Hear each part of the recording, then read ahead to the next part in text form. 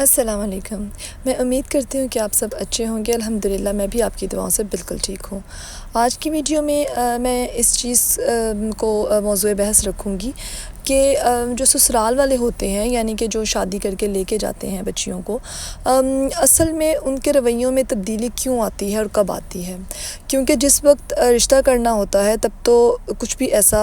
واضح طور پہ نظر نہیں آتا، نہیں تو ظاہر ہے کہ کوئی بھی اپنی بیٹی نہ دے۔ اس میں بھی مختلف پہلو آتے ہیں۔ سب سے پہلے تو یہ ہے کہ آپ شادی خاندان میں کر رہے ہیں یا خاندان سے باہر، ملک میں کر رہے ہیں یا ملک سے باہر۔ سب سے پہلے میں یہ بات کرتی ہوں کہ جب ہم شادیاں خاندان میں کرتے ہیں، اکثر اوقات اس طرح سے ہوتا ہے کہ بہت ہی رشتہ داریوں میں ماضی میں بہت سے اختلافات رہے ہوتے ہیں، لیکن جس وقت بچوں کی رشتے کرنے کا وقت آتا ہے تو ظاہر ہے کہ جیسے پھپھو کا، ماموں ہے، چاچو، خالہ، کوئی بھی رشتہ ہے تو وہ سب کچھ بھلا کر نئے رشتوں کو شروع کرنا چاہتے ہیں۔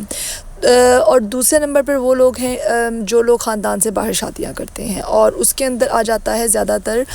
فائنینشلی جو ہوتے ہیں ان میں فرق جو ہے زیادہ ہوتا ہے۔ اب جب رشتے کرنے ہوتے ہیں تب تو کسی بھی طرح کی کوئی خرابی لڑکے والوں کو نظر نہیں آ رہی ہوتی۔ اگر ان کو پتہ بھی ہے آپ 19 سال، 20 سال، 21 سال کی لڑکی کو شادی کر کے لے کے جا رہے ہیں، تو ظاہر ہے کہ آپ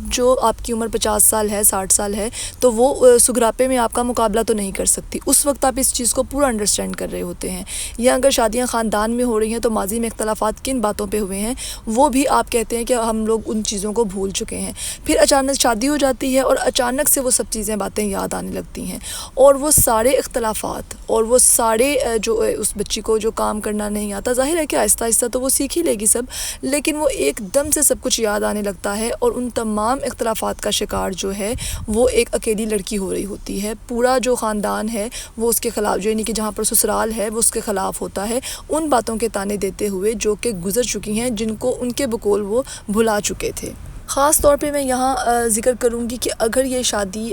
والد صاحب کی رشتہ داروں میں ہوئی ہے تو سب سے بڑا نشانہ اس بچے کی والدہ بن رہی ہوتی ہیں، کہ اس کے گھر کے ہر کام سے، اس کے اٹھنے بیٹھنے سے لے کر اس کا مقابلہ کیا جاتا ہے، اور مکمل طور پہ اس کی جو والدہ کا موازنہ ہے اس کے ساتھ کر کے اس کو تانے دیے جا رہے ہوتے ہیں۔ اب اگر میں خاندانی اختلافات سے ہٹوں تو فائنینشلی سائڈ پہ آؤں تو اس میں یہ ہے کہ جب آپ رشتہ کرتے ہیں، خاندان سے باہر کرتے ہیں، تو اس وقت آپ کو کسی چیز پہ کوئی اعتراض نہیں ہوتا۔ ظاہر ہے کہ کسی نے نہ تو آپ کو اپنی بیٹی جو ہے ان پر بوجھ تھی جو کہ آپ کو بلا کے کہا کہ آپ لے جاؤ، اور ظاہر ہے کہ آپ اپنے بیٹے کی شادی کرنی تھی تو ہی آپ رشتہ لے کے گئے۔ اس وقت آپ کو کوئی جب اعتراض نہیں تھا اس بچی کی گھر کی فائنینشلی حالت پہ، تو پھر بعد میں آپ کو کیوں اعتراض ہونے لگا؟ اسی طرح سے جو لوگ شادیاں کر کے باہر لے کر آتے ہیں بچیوں کو، اور ان کے گھر کو ان کو اس طرح سے تانے دیے جا رہے ہوتے ہیں جس طرح سے ان کے گھر والوں نے، آپ جہاں پر بھی UK میں بیٹھے ہیں، امریکہ میں بیٹھے ہیں، آپ کو فون کر کے بلایا ہے، آپ کے بارے میں ان کو سب پتہ تھا، اور انہوں نے آپ کو بولا ہے کہ آئیں اور آ کر ہماری بیٹی کو شادی کر کے لے جائیں۔ جب ایسا کچھ بھی نہیں ہوا اور شادی کے وقت آپ کو کسی چیز پہ کوئی اعتراض نہیں ہے، یہ میں ان لوگوں سے گزارش کر رہی ہوں، ان لوگوں سے مخاطب ہوں جو کہ اس طرح سے کرتے ہیں۔ اس وقت اگر آپ کو کوئی اعتراض نہیں تو پھر اچانک سے وہ سب باتیں آپ کو کس طرح سے یاد آنے لگیں، اور ایک اکیلی لڑکی جو کہ آپ کو کچھ کہہ بھی نہیں رہی ہے، اور آپ کے گھر کو، آپ کے بیٹے کو آپ کے ساتھ اچھے سے مل کے چلنے کی کوشش کر رہی ہے، تو پھر آخرکار کیوں ان باتوں کو دہرایا جاتا ہے؟ اور اصل میں یہ سمجھتی ہوں کہ اس کو تو جو اذیت دی جا رہی ہوتی ہے وہ ٹھیک ہے، لیکن اس کے ذریعے ایکچولی اس کے ماں باپ کو بھی نشانہ بنایا جاتا ہے، کیونکہ ظاہر ہے کہ کسی نہ کسی طریقے سے پیرنٹس کو تو پتہ چلے گا ہی کہ ہماری بیٹی کو کون سی باتیں سننی پڑ رہی ہیں۔ ایسے لوگوں کے لیے صرف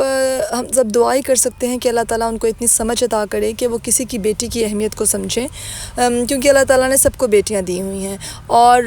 کچھ نہیں تو یہ جو انسانی معاملات ہیں، جو اخلاق کے معاملات ہیں، اس پہ اللہ تعالیٰ ہمیں عمل پیرا ہونے کی توفیق عطا فرمائے، اور ہم سب بہن بیٹیوں کے نصیبوں کو اچھا کرے اور قدر کرنے والے لوگ عطا کرے۔ انشاءاللہ کسی اگلی ویڈیو میں پھر سے آپ سے ملاقات ہوگی۔ ابھی تک کے لیے مجھے اجازت دیجیے۔ اللہ حافظ۔